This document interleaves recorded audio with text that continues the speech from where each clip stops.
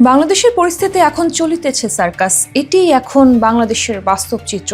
একটি বেসরকারি টেলিভিশন টক শোতে এমন মন্তব্য করেছেন ব্যারিস্টার রুমিন ফারহানা। বলেন, এই মুহূর্তের বাংলাদেশ অতি অস্থির। আমি যদি মাত্র 3টি খবরের দিকে আপনাদের দৃষ্টি আকর্ষণ করি তাহলেই পুরো পরিস্থিতি বোঝা যাবে।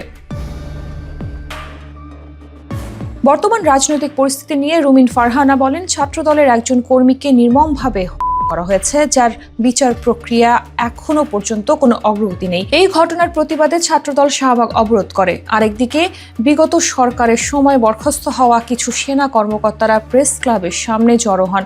এমনকি একজন মেজর জেনারেল প্রেস ক্লাবের ভেতরে অবরুদ্ধ ছিলেন।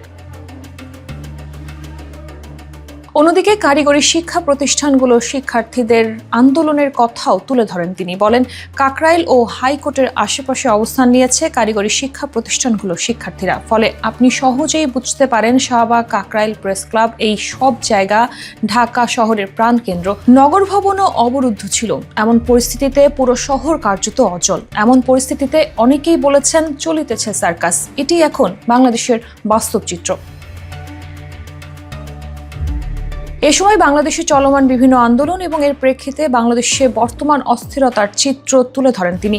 এসব মোকাবেলায় সরকার কিভাবে চ্যালেঞ্জের মোকাবেলার মুখোমুখি হচ্ছে তার চিত্র তুলে ধরেন তিনি।